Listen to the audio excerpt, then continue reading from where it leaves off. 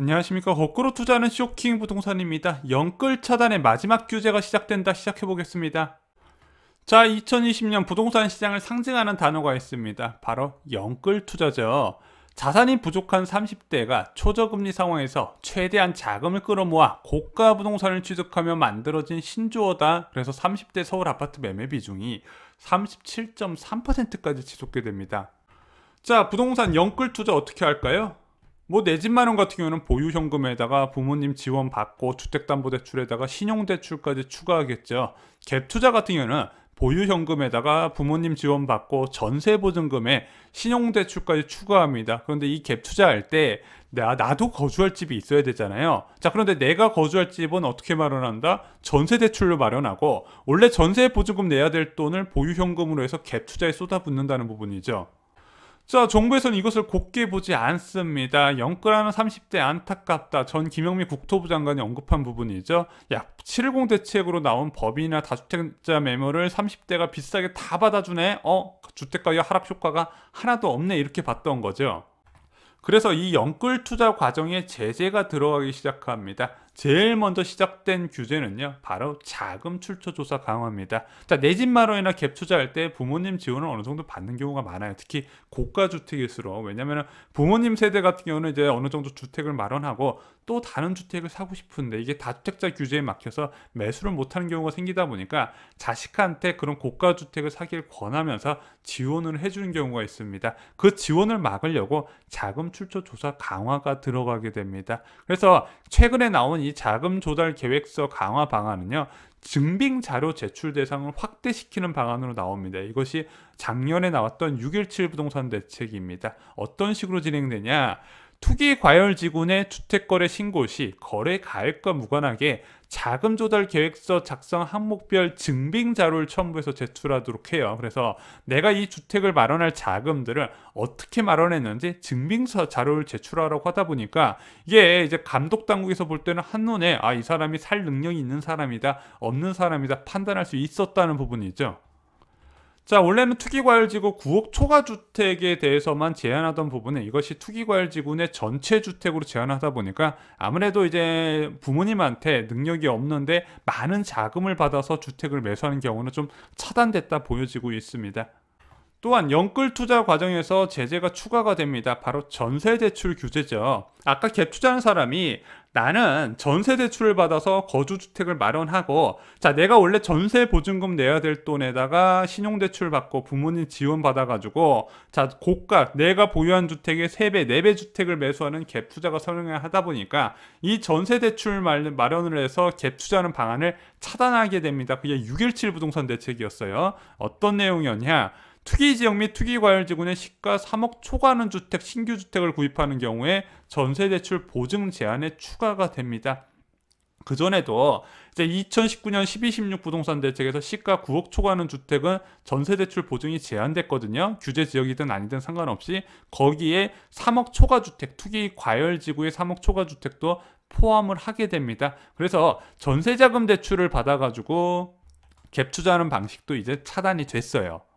자, 영끌 투자의 마지막 규제가 적용됩니다. 바로 신용대출 규제 방안이죠. 그래서 신용대출을 포함해서 내 집 마련이나 갭 투자에 나서는 부분이 11월 15일 날 규제 방안이 발표가 되고 30일부터 시행이 됐습니다. 자, 이 규제의 핵심은 간단합니다. 1억 초과하는 신용대출을 받은 차주가요, 규제 지역의 주택을 매수하는 것을 제한하는 거예요. 만약에 주택을 매수했다 그럼 대출을 회수하는 정책이 새로 마련이 된 겁니다. 신용대출과 부동산 대책과의 첫 연계가 이루어졌던 거예요.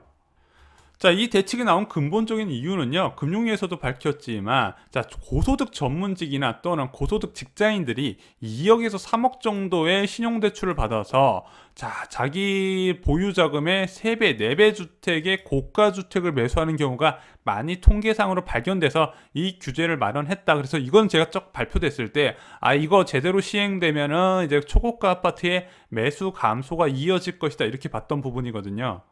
그리고 실제 이 규제가 시행되고 나서 서울 아파트 거래량이 거짓말처럼 급감하게 됩니다. 자, 여기서 끝이 아니라 신용대출 규제안이 추가가 됩니다. 1억 대출 상한액 월 25만원에서 180만원으로 가계비 관리 방안 3월 중순에 발표된답니다. 보름도 안 남았어요.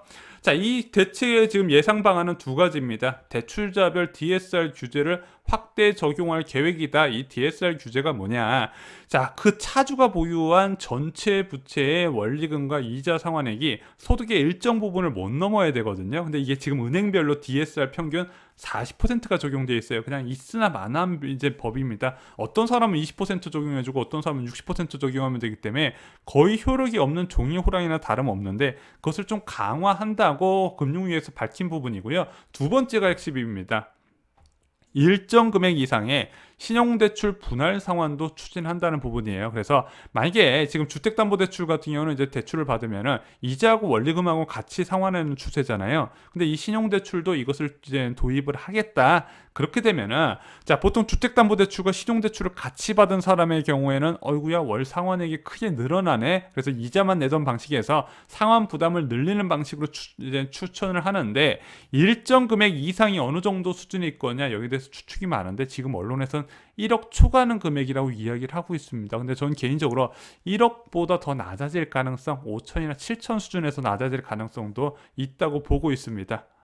자, 이게 영끌 투자자 입장에서 상당히 까다로운 규제입니다. 먼저 내 집 마련한 사람들 주택담보대출 원리금 상환하는 것도 버거운데 신용대출 원리금까지 상환한다? 이거 쉽게 못합니다. 갭 투자자들도 마찬가지예요. 자, 원래 전세대출 받아가지고 내 집 마련 이제 내 거주주택 마련을 했었는데 그게 차단되다 보니까 거주주택을 월세로 들어가야 되는데 지금 월세가 굉장히 많이 올랐거든요. 그래서 고소득 직장인 중에서 이 월세 부담 때문에 마통으로 생활하시는 분들 꽤 많아요. 근데 여기에 신용대출 원리금 상환까지 부담된다? 갭 투자 쉽게 못합니다.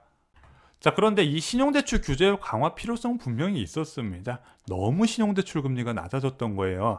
2019년 12월에 신용대출 평균 금리가 3% 초반대였습니다. 그런데 이게 작년 7월에요. 2.2% 수준까지 낮아진 겁니다. 자, 세 번의 금리 이제 0.75%포인트의 기준금리 인하로요. 자, 오히려 주택담보대출 금리는 많이 안 떨어졌어요. 한 0.2, 0.3%포인트 떨어졌는데 신용대출 금리 같은 경우는 0.7, 0.8 이렇게 낮아졌거든요. 그러면서 이 고위험 대출 금리가 주택담보대출 금리 수준까지 떨어졌다는 부분이죠. 거기에 이자만 부담하다 보니까 사람들이 1억, 2억 받는 거를 무서워하지 않았습니다. 게다가 은행권의 경쟁이 너무 심해지다 보니까 한도가 너무 많이 올라갔어요. 우리가 과거에 생각했을 때 신용대출은 연봉만큼 이런 게 일반적인데 좀 회사 좋다 싶으면은 뭐 연봉의 1.5배, 2배 그리고 전문직 같은 경우는 뭐 소득이 적어도 2, 3억까지는 기본을 해주다 보니까 그 자금이 대부분 영끌 투자로 이어졌다는 부분이죠. 게다가 이런 투자는요, 국채금리 인상발, 금리 상승에 굉장히 직격탄을 받고 있습니다. 한 언론 보도 볼게요. 한국은행이 매달 집계에 발표하는 가계대출 가중 평균금리도 상승세가 뚜렷하다. 지난해 8월에 평균 신용대출 금리가 2.86%였는데 올해 1월에 3.46%까지 0.5%포인트 이상 상승을 했다고 합니다. 그리고 2월에도 대출 금리가 계속 올라가고 있거든요. 제가 볼 때는 이 추세가 이어지면 3월 중이나 4월 중에 2% 신용대출은 소멸할 가능성이 있다고 보습니다. 3%대 신용대출 금리가 보편화될 거예요. 그것도 더 올라갈 가능성이 있습니다. 자, 지금 영끌 투자에 규제가 적용된 부분 살펴보겠습니다. 먼저 내 집 마련 같은 경우는 부모님 지원 부분이 어느 정도 차단이 됐고요. 신용대출도 과도하게 뭐 2, 3억씩 받았던 것도 제한이 됐습니다. 갭 투자 부분은요, 전세대출로 자가 마련하는 부분, 부모님 지원 부분, 신용대출 부분이 막혔죠. 그런데 이 규제가 상대적으로 누구한테 더 강하게 적용되냐? 고가주택에 더 많은 타격을 받는 구조다. 그래서 실제 신용대출 규제 강화 이후에 서울 아파트 거래량이 더 크게 감소했다는 부분이죠.